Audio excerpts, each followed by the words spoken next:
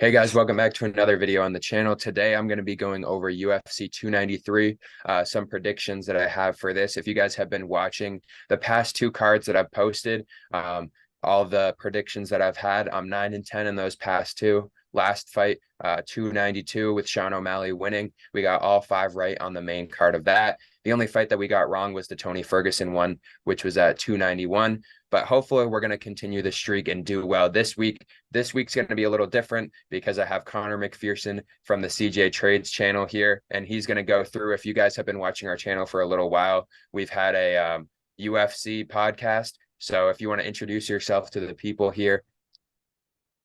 What's up? I'm Connor McPherson, also known as CJ Trades, but love the UFC and ready for the card. Yeah, so we'll just start with the bottom here. As a lot of people have known throughout this week, I mean, this isn't the most exciting card that we've seen, but with the last two pay-per-view events being very good, you can't have a fantastic pay-per-view every single week. And starting from the bottom, we have Tyson Pedro and Anton Turkalj. Both of these guys right now pretty even in the odds, depending on where you look. A lot of them are completely even. The official UFC odds, they have them at -110 for both of them. Both of these guys are coming off of a loss. Pretty similar records overall. So what do you think is going to happen in this fight? How do you think this fight's going to go?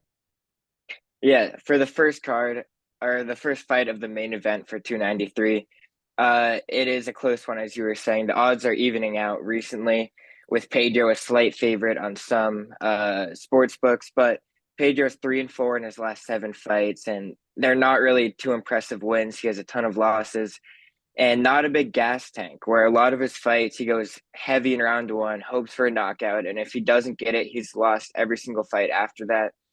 So I think it's only going one of two ways, which is a Pedro round one knockout. But the thing that I think will happen is that Turkalj has good defense, good grappling, or sorry, he's good grappling, bad defense, bad striking defense. So Pedro might be able to crack him round one, but I think Turkalj is going to outlast the first round and then survive on a decision win. Yeah. One thing too, to look at, Pedro through five of his wins, he's won by knockout and submission. So there are some predictions. I would say you definitely could see a submission here. There is good defense, but overall, I think I'm going to take Pedro. I think he's going to win this either by knockout or submission. I'm going to take him to finish. I think he's going to win this fight overall. Not the most exciting fight to start with, but it is the bottom of the main card. So it can't be too great at the end of the day. I mean, sometimes we do get some good fights in there, but most of the time we end up with fights like this. Next up, we do have a fight with a little more heavy of a favorite, but still pretty close. Justin Tafa and Austin Lane. Tafa being the -238 under favorite right now. And he's only had 9 fights in the UFC up to this point in mixed martial arts. This is going to be a good heavyweight fight between these two guys. And how do you see this fight going? Yeah, Tafa is the bigger favorite over Austin Lane, and it is a rematch from an earlier fight that ended with an eye poke. But I think that I'm going for the underdog here. I think he just has to avoid the knockout power from Tafa. He has the height advantage, the reach advantage. I think he just has to keep his distance in their sparring, and he can get a nice decision win there.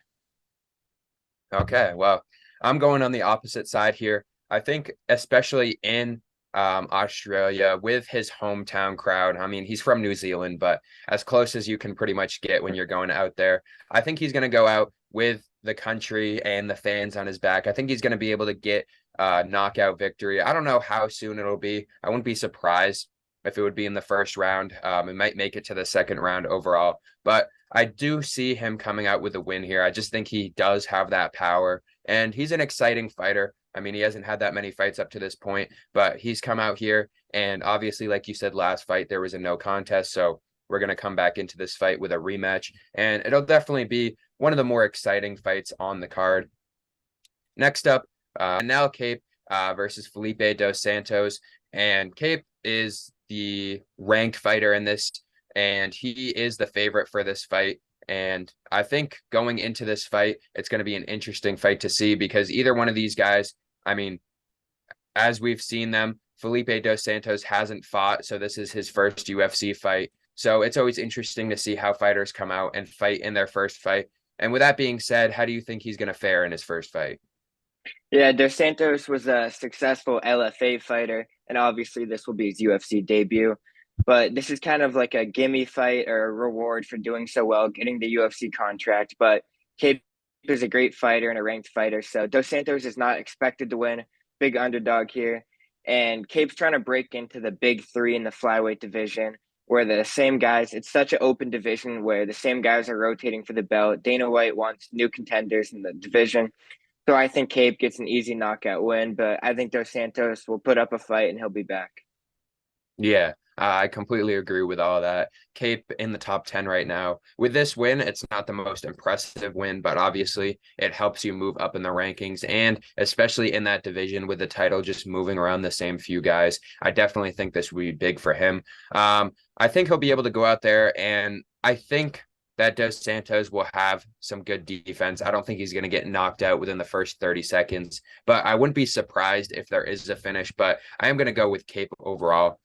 Next up in our co-main event, we have Tai Tuivasa versus Alexander Volkov. This is going to be a big fight between these two heavyweights, and Volkov is the favorite right now. It's starting to lean out a little bit. Tai Tuivasa was around plus 200, 250. Now he's about 160, so it seems like there's some more money coming in on him. But Volkov is the favorite. Both of these guys, I mean, this isn't exactly a number one contender fight, but after the Stipe fight, we don't really know who John Jones would fight for the title. So one of these guys could definitely put their name in there if they win. The main difference between these two guys, obviously Tai is a lot bigger and shorter between these two, and Alexander's a lot taller and kind of more slimmed out. But Tai's going to be fighting in his home crowd, in his home arena almost. So how do you think this will fare for him? Yeah, Tai Tuivasa is definitely the fan favorite here, but not the bookies' favorite. And Volkov's a big contender in the heavyweight division, coming off two successive round one finishes. And I think Volkov is going to test the ground game. He's not going to want to just stand and bang with Tuivasa and with his home crowd. That's exactly what Tuivasa wants to happen. I think Tai is always. I love him in my heart. He's an exciting fighter and as you were saying, his home arena. But I think Volkov is just going to test him on the ground. And then I think it's going to be an early finish for Volkov. Could come either way, but I'm going to say knockout. Yeah. Like we've seen with a lot of these predictions, I am going to go the opposite way. I think Tai Tuivasa, having that home backing him, is going to go out there. And we've seen this before. He has gone out and he is one of the best fighters to work with the crowd throughout his whole career up to this point. Obviously, that fight against Cyril Gahn didn't go his way, but there were some moments where he was in there and he was getting some good strikes. And another fight that we recently saw just on one of the last cards, we saw Sean O'Malley and Aljamain Sterling. The way we all thought that was going to go, Aljamain wouldn't want to stand up and bang the whole time. He wanted to shoot against him, but Sean O'Malley got the one punch in. And if Tai Tuivasa can do that, he can take down Volkov. I mean, either one of these guys, we have a 6th ranked Tai Tuivasa, 7th ranked Alexander Volkov. One of these guys is going to propel into that top 5 at least after this. And this is going to be a very fun fight. I think Tai Tuivasa can get that knockout. If it goes to the 3rd round, I think Volkov will be able to get that. Definitely get the points at that point. But I think Tai Tuivasa can get an early knockout, and that's probably what he's going to go for. And I think that's his best chance to win. And finally, we have Israel Adesanya, the champion, taking on Sean Strickland in a fight that I don't think any of us expected to see, because I don't know if any of us really wanted to see this. Israel Adesanya, the minus 600 favorite, and going into this fight, I mean, the best part of this fight overall will be the press conferences. I don't think this fight is going to be very close at all. What do you think? Yeah, I mean, this is going to be a big matchup. Adesanya versus Deshaun Strickland. It's going to be China versus America, but I just don't think Strickland has the dog in him like Adesanya does. He's going to fight like a dog. I think he's just going to I just don't think Strickland will have it. I think Adesanya will sit back and just outstrike Strickland. And honestly, I think Strickland will be able to outlast it. I think it's going to be an easy, unanimous decision win for Izzy. I don't know if he'll be able to finish him. he said recently he wanted to submit someone. He wanted to TikTok dance over his grave after a knockout, but I don't know. I think Strickland might be able to outlast it, but I don't think he has a chance of winning the fight, really. Yeah, I think from the other perspective, I think Adesanya could be able to go out there and knock him out. I've seen a lot of predictions a bit early for a knockout, and I wouldn't be surprised by that. If you're going into this fight, especially against a guy like Sean Strickland, he's going to be able to eat some punches, but he's not going to be able to eat them all. And Izzy is just too fast and too strong to just go out there. And I think he'll probably just outland him by a lot, and he might take him down. I mean, we never know. He might go for that submission that he's looking for, but I think at the end of the day, Izzy should have an easy fight with this one. And I think by knocking him out, if he can, that kind of puts a little more fear into Du Plessis, because I think that will be the next fight when he's healthy. And I think he wants to make a statement with this fight. And I think a lot of people kind of see Sean Strickland and Du Plessis in that same area just because they were in the same area of the rankings for a while. So I think if he can go out here and finish this fight early, I think that might change the opinion on the Du Plessis fight a lot, even though I think Du Plessis has a lot bigger of a shot just because he's a better striker overall. But I do think that Adesanya can go out there, and I think he will knock him out. I don't think this fight's going to go 5 rounds, but if Izzy wants it to, if he wants to practice his moves and wrestle and grapple, then I definitely think it could, but I don't see any way that Sean Strickland comes out here and takes the victory. Yeah, I think Strickland, this is his big chance for the belt, the best chance he's going to get. And middleweight division, even with Pereira leaving, is such a tight division at the top, with Du Plessis performing great now and Cannonier even as the backup fighter for the fight. But I think Strickland's going to get the bag he's been waiting for. This will be his big fight.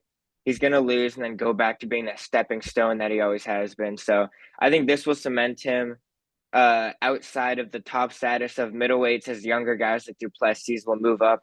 But I don't think he'll be the worst, as I don't think he even expects himself to win. Yeah.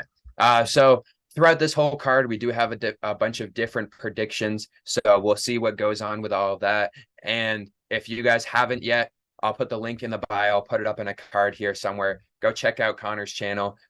He's got some more videos coming out soon, hopefully. And if you go back, he has some good videos on the channel. There's a lot of longer videos that are good to watch if you guys want. There's a lot of soccer videos. There's a lot of different things. So hopefully, I know you've been working on a video soon. So hopefully we'll be able to see that one coming out soon. Yeah, new content coming out soon. So thank you for the shout out. All right. And thank you guys for watching this video, and we'll see you later.